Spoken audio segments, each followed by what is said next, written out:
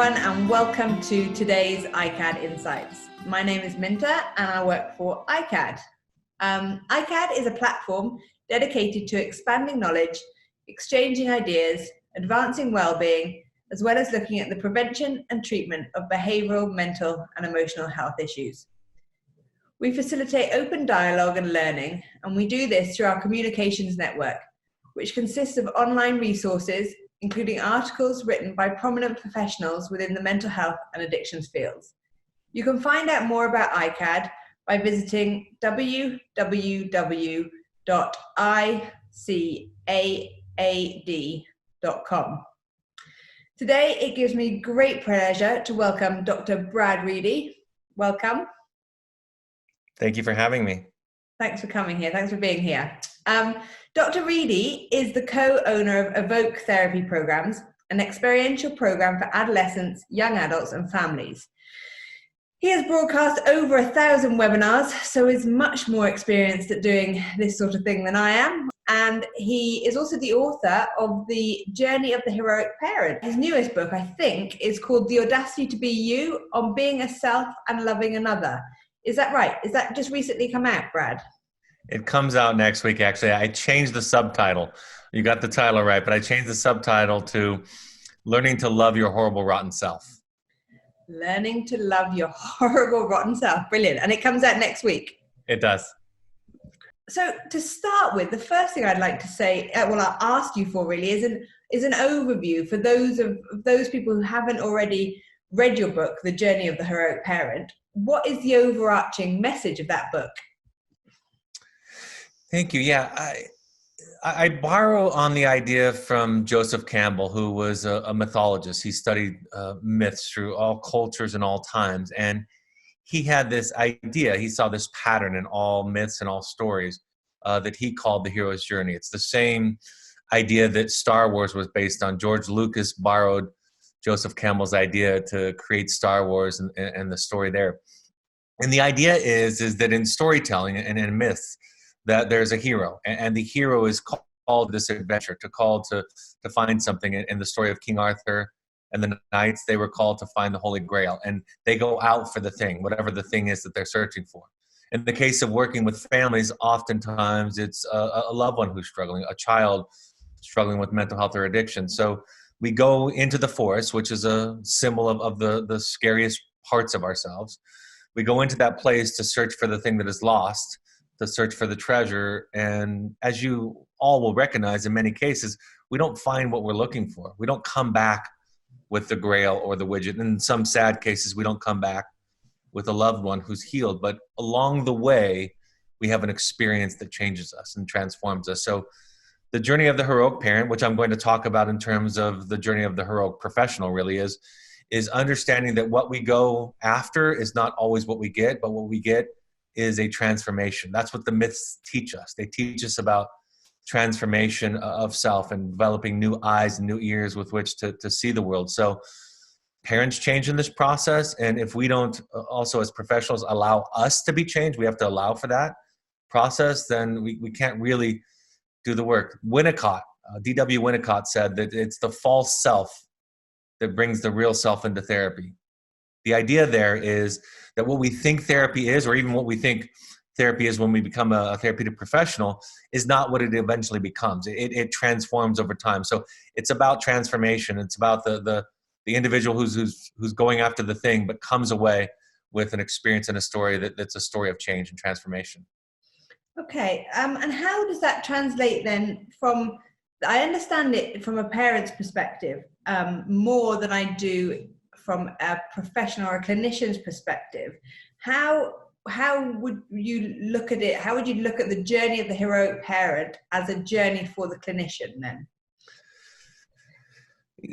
I think one of the things that I've learned about being a clinician, probably the most important things I've learned about being a clinician, I've learned from sitting on the client's couch myself as a client, as a patient. It's a look inward. And I think we focus so much on skills and tools and theories, and those can be, they're extraordinarily useful and helpful and necessary to do our job. But what we often don't consider, what I find when I'm training and teaching therapists, is we don't consider how we think and feel about the client? Are we anxious or over eager to help? Are we frustrated? Do we feel helpless and powerless? And those questions and the answers that we get start to inform us about what's happening in therapy. So it's really about inviting therapists to look at themselves and how they feel about the client. I talk about this in parenting. I talk about how one holds the child in their minds is how the child comes to think about themselves. What our parents feel and think about us becomes our inner voice. And I think about therapy as kind of a reparenting experience, right? The experience of therapy is showing up, not necessarily hearing hard things, although that can happen, but really saying hard things with the risk that what has been done to us in the past might happen to us again. But if the therapist is at this place where they're able to hold the client with compassion and patience, even when the client is provoking frustration or anxiety in the therapist, then the therapist can create an experience for the client that's healing. The client can begin to consider that they're okay. So the heroic journey applies whether we're talking about marriage, children, or being a clinician. It is being able and willing to look at yourself enough to understand how you're seeing other people. And I don't think we pay as much attention to that as we can because it's a frightening place to look. Okay, and what about the fact that the role of a parent and the role of a clinician or a therapist could be essentially interchanged, not necessarily that's not necessarily a good thing, but perhaps it's, as a client might feel that the role or the therapist might adopt this role of perhaps sort of, if a client is looking for answers, the therapist will try and give answers, a bit like a parent will try and direct their children, and that's not necessarily the right thing to do. Yeah. I wrote a blog a couple of years ago that was titled "Why You Should Be Your Child's Friend," because I think there's this idea in pop culture that we shouldn't be a friend to our children, that we need to be a parent. And what I wrote about was I think that there's a lot of things that principles, ideas that are shared between being a friend and being a healthy parent. And I think that saying really speaks to the fact that we don't know what a healthy friend is. Somebody with boundaries, somebody who's authentic, who is kind, who's not controlling, who's not anxiously attached. So I think there's more parallels between being a good therapist and a good parent. In fact, I think the parallels are exhaustive. I mean, there's so many, but I don't think we understand. I think we don't understand what it means to be a healthy parent. I think we think as a parent, we're supposed to shape kids up, right? To in the ways that we think that they need.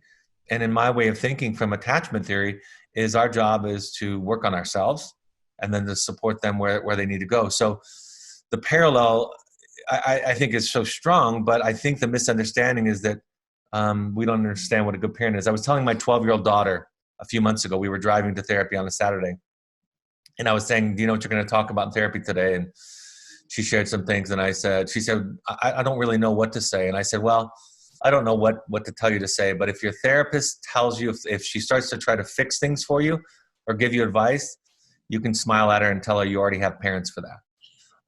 And I don't say that because I think that's what parents should do, but that's what we do. So I think the job, if you care about somebody, is to support them and to manage your own anxiety and to manage your own discomfort in somebody else's pain or difficulty. And I think that there's virtually no difference between the parent role in that way and the therapist role in that way. I just think we misunderstand what it means to be a parent. That's why the journey of the heroic parent informed therapy can borrow from the ideas in there to talk about how to be a more effective therapist. Okay, and I think it's ultimately it's about understanding how to have healthy relationships, really, isn't it? It's healthy relationships with yourself, healthy relationships with your parent or the parents with the children, and therapists with clients, and clients back with therapists. And it's that understanding where the boundaries need to go, and they might all be slightly different, but that there's an underlying connection, which is the relationships that you'll have with your people, I think. The famous psychologist Rudolf Dreikers said that the proper way of treating a children is the proper way to treat another human being. I don't think we have lots of models for mental health. I don't think we have lots of models for what it means to be a self, right? What it means to raise a self and to regard another person as a self. I think so much of the problems we're seeing with mental health and addiction these days is because we're trying to turn people into good something or others. And when you try to turn somebody into a good something or other, you ensure their failure in the world. And when you try to regard somebody as a self or raise a child to be a self, it's messy, it's painful, there are detours, but there's a chance at success, right? Because you can learn to be a self, you can learn to be you, but it's really, really hard to be a good person and a part object. And how then, as both a therapist and a parent yourself, do you teach or guide your clients and children to find their selves? Well, a couple of things. You listen a lot and you don't fix at all. And what that requires you to do is to do your own work. We don't do enough of this in the United States. We don't encourage it enough. There's still a stigma here around therapy and even supervision. I wouldn't trust a therapist who hasn't been to a significant amount of therapy, who's not committed to doing their own work. So the first project always for parents or for therapists is to do your work, to focus on your mental illness and to make friends with that. Then once you have some kind of handle on that and you're working on that as your constant project, then you can be there for the client. But if you don't work on that, then your interactions with the client or with the child tend to serve your needs, right? If I need to be a good therapist, for example, if I need to feel good about myself as a therapist, then my client needs to make progress, right? That only follows. And so right away, now I have a need from the client that they don't have a need for themselves. So if I go get that worked out somewhere else in my own therapy, then when I show up to the client, then I can be there for the client. Same with a parent. If I have a need to be a good dad or a good mom, that's going to get in the way of what the child needs, right? I'm going to need them to not be angry at me. I'm going to need them to do well in the various aspects of their lives. And that's not their needs. That's mine. And so we turn the relationship both in the client-therapist relationship and the parent-child relationship upside down, where the client's taking care of the therapist or the child is taking care of the therapist. And that was never meant to be the case, but we do it so often. It's really interesting. I mean, how can you, though, let's just look at it from a child's perspective. Because a parent who is angry, that's never going to be comfortable for a child. So you're going to want the parent not to be angry, not necessarily because you want to be good, but just because you don't want the discomfort of being with an angry parent. So the wonderful relief that I found is that first of all, feelings are normal, sad, scared. If your child's using drugs, you're going to be scared. If your child spills chocolate milk all over your favorite sweater, you're going to be angry and frustrated. Those are natural feelings from the very extreme to the very mundane and everyday. So it's not about not feeling. It's about that I own it and that I take it somewhere else, that I have maybe I have a 12-step meeting, an Al-Anon meeting, an AA meeting. Maybe I have a therapist. Maybe I have a meditation retreat that I practice, where I practice regularly. So I take my feelings over there. So I'm attending to them because they're real, they're natural, they're not to be avoided, they're to be felt. And then when they leak out in front of my child, as they will, we just own it. Because a child can't carry a parent's anger without some significant sacrifice of self. The child's inclination, their need is to sacrifice parts of the self to make sure that the parent sticks around. Right? They sacrifice their authentic or real self. Alice Miller talks about this in the drama of The Gifted Child. The gifted child, or the child who can read the parent's needs, will be inclined to take care of the parent. And since almost all parents I've ever met in every culture that I've visited, one of their principal tools in parenting is to share their feelings to the child, to let the child know whether they're doing right or wrong. Like, if you're doing well, I'm going to be proud of you and happy. And if you're doing poorly, I'm going to be worried, sad, anxious, or angry. And then the child is supposed to internalize that as some kind of moral North Star. And then they go out in the world with peers and not knowing who they are, not having a sense of themselves. So it's a long-winded answer, but you can feel it. You just own it. And then you apologize later on. You say, I'm angry, but it's not about you. I'm sad, but it's not about you. And you learn over time to tend to those feelings in other places so that they leak and spill less onto the child. Okay. And then, so what about if you're saying, oh, sorry, I lost my train of thought there. I kind of I was thinking, if the child is sort of, how would you express then if you're proud of your child for doing something great? That's a great question. I have a lot of debates with people about this. I try not to say I'm proud of my child, first of all, because I think it loads heavily on their shoulders. I try to say I'm happy for them, or that's something you can be proud of. I tell this story in my new book, and I've told it for years orally. Bob Dylan, the famous American songwriter and singer, he has a son named Jacob, and in the 1990s, his son had a #1 album. He's the lead singer of a band called the Wallflowers. And Bob was asked a question by a reporter, said, how do you feel about Jacob's success? Are you excited for it? Are you proud of it? And Bob looked at the reporter and said, it's irrelevant to me. And at the time I thought, and then he left this awkward pause, and I thought, well, that's just Bob being Bob. He's kind of a jerk to the press. And I've thought about it obviously since then in the last 30 years, and I understand what he means now. It's irrelevant.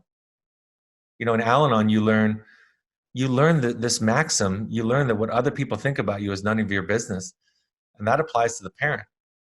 You know, when my mother tells me that she's proud of me today, it doesn't matter to me because I don't have the same values as my mother. I don't have the same political party. I don't have the same spiritual belief system. I know she's trying to express affection and encourage me. So I'm gentle with her about it, but it doesn't matter to me. And that's not what I'm striving for. And then this lesson with Bob Dylan hit home when a few years ago, he won the Nobel Prize for Literature. And initially for some time, he refused to accept it. And the nearly $1 million came with it. That's a different sensibility than the way that most of us think. So I try to have very little opinion about what my children are doing. I try to have as little as possible about them so that they can just be themselves. And my job is to maintain healthy boundaries, to take care of myself, and to do my best when I can. And when it doesn't compromise important pieces of myself, my job is to support them in going where they need to go. And sometimes where they need to go is they need to make a mistake, right? They need to try something out that I might predict won't work, just so they can learn what I've learned, what you've learned. So I think the process is complex in some ways, but also very simple. And I guess my response to that question is, I try not to be proud of my children, because if I am, then I can be disappointed, and that's too heavy of a burden for them to carry, especially if the child has mental health or addiction issues. It just crushes them on top of whatever else they're already dealing with. I mean, I really understand what you're saying, and I understand probably why you've had debates with other people about that, because but thinking about it as you were talking, I think the reason I want to be proud of my child, or no, express my pride or express that I'm pleased with him or happy for him or with him, is because I know that he wants to please me. And that's right. Then that's the fundamental issue, isn't it? Because obviously, you know, he wants me to be pleased with him because, I mean, it makes him happy. So I suppose it's that sense of not trying to teach our children to be good or bad or you know, wrong or right or anything. They just are. Right. You know, I feel you. I feel what you're saying, and it makes sense to me. I don't want my children to want to please me, because what happens is then they transfer that on to their peers. We wonder why children, for example, are so vulnerable to peer pressure. And the answer is because we modeled it for them. We used peer pressure, right? Everybody watching or listening to this can imagine situations and circumstances, real or everyday circumstances, where somebody struggles to be themselves in the face of the gravitational pull of somebody else's wants. and hopes, right? We all have some experience with being in relationships where it's hard to maintain ourselves in the pressure of what the other person needs or wants. That gets created in that experience that you're talking about. So I would love it if my children didn't feel the need to make me proud of them, that they didn't make them happy, because then they're free to be their creative, authentic, fearless selves in the world. And most of the wonderful things that have ever been created in humanity are created out of that place of the freedom from fear of disappointing other people, the freedom from fear. Great art is only made when fear is held at bay. Great movements only happen when people stop considering what other people think of them. And so it sounds like a very wonderful idea that a little child wants to make their parents proud, but it sets them up for a life where they have to unlearn that to become who they are. No, and everything you're saying makes complete sense. And I was just thinking as well how it's a difficult thing to sort of accomplish then as a parent, to sort of demonstrate that you are still there and supportive of your children without giving them that sort of validation of saying, you know, I'm proud of you, I'm pleased with what you're doing, or, you know, well done for making your bed, or that's made me happy that you've put the dishes in the dishwasher or whatever, without doing that. I mean, it's how do you okay, that's another question. How do you validate then your children? Do you need to validate your children? Minta, I want to point something out. The struggle and the stutter that you have to ask the question that you're asking, I think it illuminates exactly what I'm talking about. The original subtitle that I told you I was going to use for my book about what it means to be self and love another is you're asking that question right this moment. You're asking how are you to be with your children then? It's subtle. You can praise children. I think praise is important and encouragement is important. But again, it's how much it loads on the child. I've had so many children tell me, for example, that they played football, American soccer, and they did it because their parents wanted them to and needed them to. And yet the parent has an experience like, no, I thought you wanted to do that. And so we see in examples as simple as that about how confusing it becomes for the child to develop a separate sense of themselves, right? Mother and father's smile is not just a smile, it's an imperative for the child, right? Mother and father's frown is not disappointment in the parent, it is an imperative for the child. The child that's abused by the parent doesn't stop loving the parent, they stop loving themselves because they internalize the parents in this process. That's what happens. And so the way that I've learned it is I've sat with an empathic person for the past 22 years in therapy. I have my current therapist I've had for 22 years. I've had a few before that, but I've been with her for 22 years. And I've learned in that experience, I've come with my successes. I've come with my absolute shameful failures. And she regards them gently, all of them. My successes, she's gently encouraging. And my failures, for sure, she's gently curious about what I'm going through and trying to understand me. So you start to be different in this work, and then you start to regard other people differently in this work. And so it's really about developing a whole new way of being. That's what Joseph Campbell was explaining with myths. Myths are these symbolic stories that we don't have really great words for it, so we use these metaphors. The idea of God, according to Joseph Campbell, the idea of God is an idea, a way of being that we don't really have an explanation for. So we use this symbolic idea of God to understand what it's like to be. And I think the question you're asking is the question that both of my books answer, which is, what does it mean to be a person? Father, mother, friend, brother, sister, wife, husband, therapist. What does it mean to be that person? And then what does it mean to regard another person, especially somebody who's dealing with mental health or addiction? How do we regard their issues? What's our relationship to their issue? And what's our relationship to them is all based on who we are and the work that we've done and sorting out the questions that you're asking me. And I think also what I was sort of saying, it also brings it back to how can you be a good parent that shows your kids support without having to tell them you're proud of them? And it also that links to how can you be a good therapist without having to sort of direct your client? And it's what you said at the very beginning, which was you listen a lot. Yeah, a And it's lot. listening, I think, and as you said, your therapist does with you, it's acknowledging the experiences that you've been through, but not having an opinion on them, and not letting you sort of sift through those experiences as a child and as a client, and finding your own answers and your own sort of way forward and through them, really. Absolutely. When I visit the UK, when I visit Europe, I hear people talk about the differences between therapy in the UK and what people think are the kinds of therapy that are going on in the United States. And one of the things that people say is there's a much more psychoanalytic flavor still in the UK. And in America, there's this idea that we have all these modern theories that are being developed all the time. And there may be truth to that I'm not sure. But what I think people don't understand is that the essence of analysis, which is attachment based, the essence is, imagine going to a therapist for 10 years, 3 times a week, and not having them graduate you, give you an assignment, or get tired of you.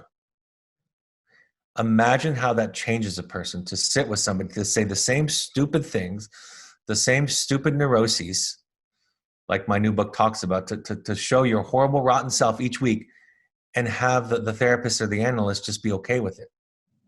You start to rewire the brain in a way that it mirrors as if you had a healthy attachment growing up, a capable parent growing up, because the analyst is modeling what it means to be a capable parent, and your brain starts to change, right? Your access to the prefrontal cortex starts to get wired because your nervous system is not on high alert and protection because there's anxiety in the room. And all of a sudden, everything we think we know about therapy shows up just because the therapist or the analyst sat there with you, was able to tolerate you, was able to provide what analysts call an adequate container. It doesn't mean that we don't use principles from CBT or ACT or DBT or all of the acronyms that are out there, EMDR. Those are fine. Those are helpful.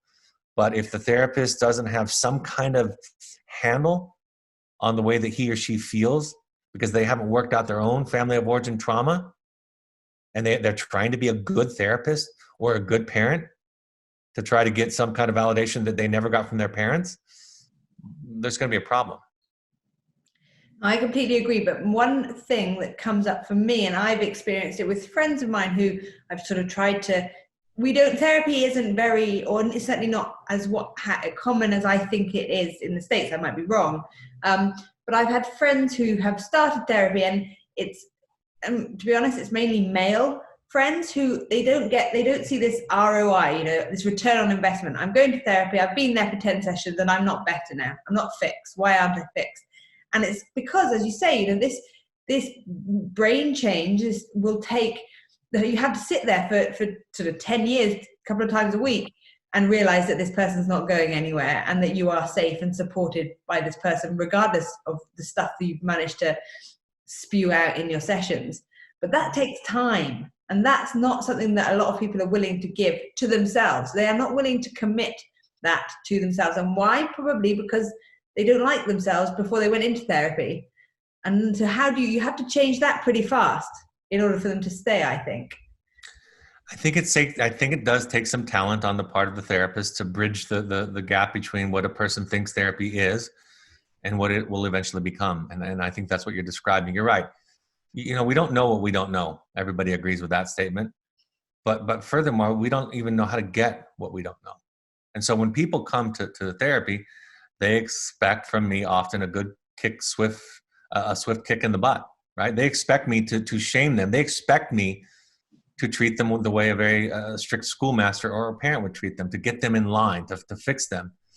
So it does take some talent to help bridge the gap between that and this idea that we're talking about. So when somebody comes to me and says, but I'm not feeling like things are getting fixed, I understand. And I tell them why I understand. And I say, that makes sense. This is the way that you were raised. This is the way that your mother and father taught you. This is how you were taught that you were going to find greater meaning and peace in the world. So it makes sense to me that you would want a kick in the butt. I'm trying to understand you, and I'm trying to understand your context. And so all of a sudden, even with my clients who come in the way that you're describing, they start to feel heard, right? If you're doing a good job, you're hearing them.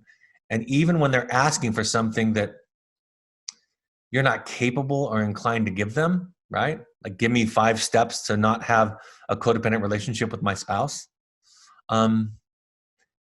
You understand the question in such a way that they feel validated, and their nervous system, it goes on low alert, and they feel seen, and they feel warm, and they feel heard, and they want to come back. They can't explain why. When I started therapy 30 years ago, I didn't know why or what was happening at first. It was only until about probably 15 years ago that I understood what was happening. But I know that it was a place once a week where I could go and feel safe. I knew that. And that's what brings the client back. I have lots of clients who are asking me to give them quick fixes. That happens to me all the time. But they keep coming back because something about the experience feels completely novel. Something about it feels safe. Something about it fills a hole that they don't even know is empty. So it does take some talent and work to kind of bridge that gap, but that's our job. That's what we're here to treat resistance, right? We're here to treat the things that would prevent somebody from getting what they need. Thank you so much, Brad, for your time today. It's been really, really interesting. It really has. Thank you for having me. Thanks. My name is Araminta Johnson, and you have just joined me at the most recent iCAAD iTalks. As always, it's been an absolute pleasure to have you and my guests here today. If you'd like to access any other resources, you can do so at www.icaad.com. Thank you, and see you all soon.